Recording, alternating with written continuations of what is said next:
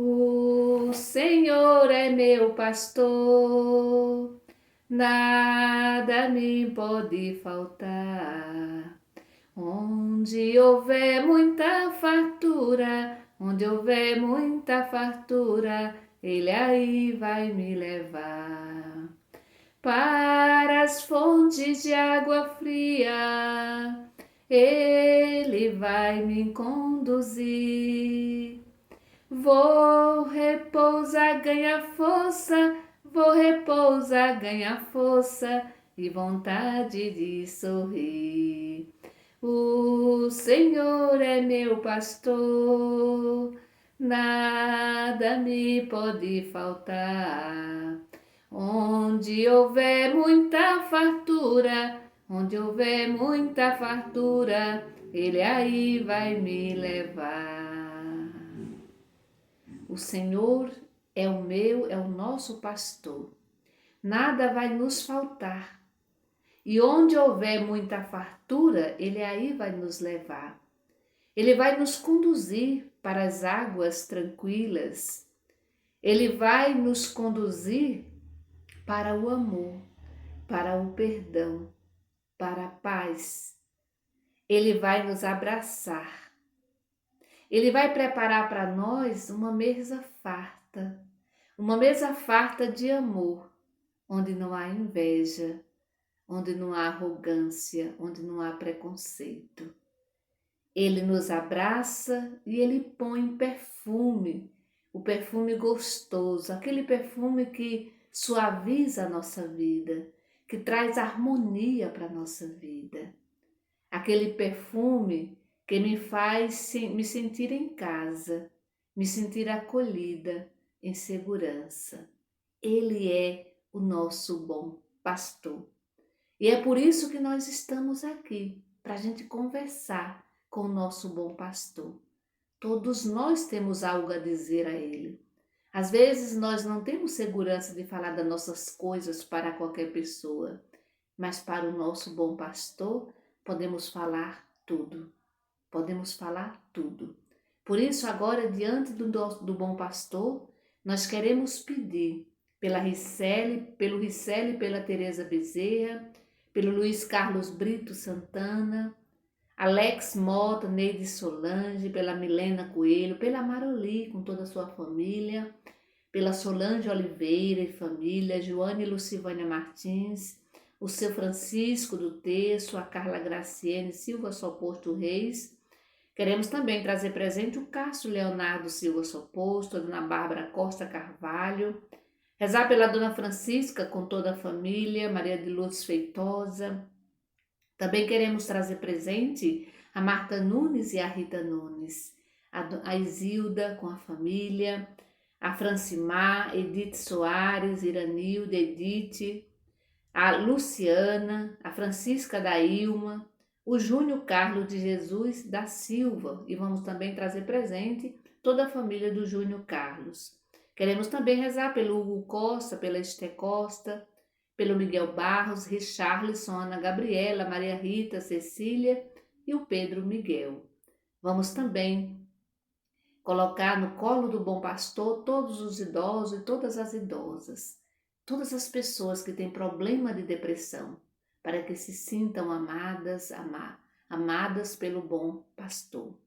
Em nome do Pai, do Filho e do Espírito Santo. Amém.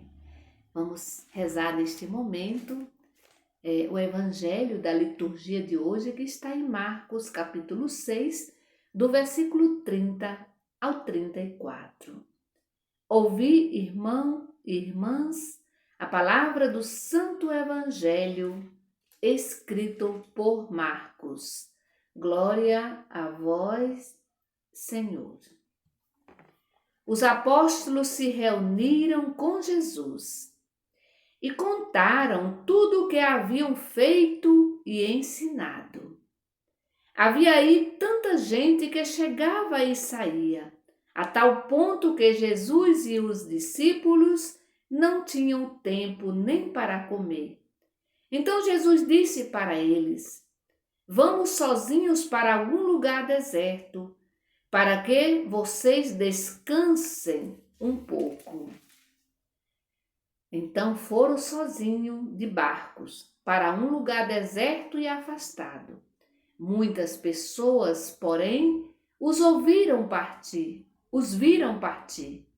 Sabendo que eram eles, saíram de todas as cidades, correram na frente, a pé, e chegaram lá antes deles. Quando saiu da barca, Jesus viu uma grande multidão e teve compaixão, porque eles estavam como ovelhas sem pastor. Então começou a ensinar muitas coisas para eles. Palavra da salvação, glória a vós, Senhor. Muito bem. No evangelho de ontem a gente viu, né? Refletimos, meditamos o banquete da morte. Herodes que se reúne com os grandes para matar pessoas, né?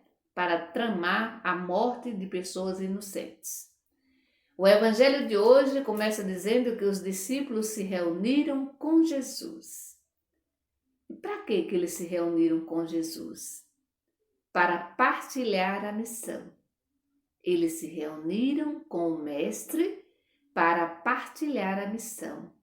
Certamente partilharam as alegrias, as vitórias, as dificuldades, os problemas também da missão. E nós também sentamos para partilhar com Jesus a nossa missão? Nós sentamos com Jesus para pedir para Ele luzes, para pedir sabedoria para continuar a nossa missão de cristão, de cristãs batizados e batizadas? E aqui é interessante observar que Jesus, preocupado com os discípulos, ele convida-os para descansar. Olha só o cuidado que Jesus tem para com os seus. Certamente eles estavam correndo demais. E Jesus vai dizer, olha, vamos para um lugar à parte porque a gente precisa descansar. Observemos que eles não tinham nem tempo para comer. O Evangelho diz que eles não tinham tempo sequer para comer. E é por causa disso que Jesus vai dizer, vamos para um lugar deserto, longe, para que todos possam descansar e quem sabe que a gente possa também rezar, né? Partilhar a vida. Mas, porém, o povo não vai deixar nem Jesus e nem os discípulos em paz. Por isso, muita gente foram atrás deles. O texto diz que saíram de todas as cidades correndo a pé e que chegaram antes deles. E aí Jesus, quando sai da barca, como sempre, ele percebe aquela grande multidão. E aí o texto diz que ele teve compaixão. Ele teve compaixão. E aí diz, porque eles estavam como ovelhas sem pastor. E aí a pergunta é, e onde estavam os pastores do povo? Ou seja, onde estavam aqueles que deveriam cuidar do povo? Onde estavam aqueles que deveriam cuidar do povo? A gente já viu ontem, né? Eles estavam comendo, fazendo festa e tramando a morte de inocentes. Olha a diferença das autoridades religiosas e políticas, econômicas da época de Jesus para Jesus. Jesus se preocupa com os seus discípulos e ele se preocupa também com as pessoas, com a multidão. Veja que aqui no Evangelho Jesus acolhe os discípulos e acolhe o povo. Aqui Jesus ensina, ele ensina os discípulos e ele ensina também o povo.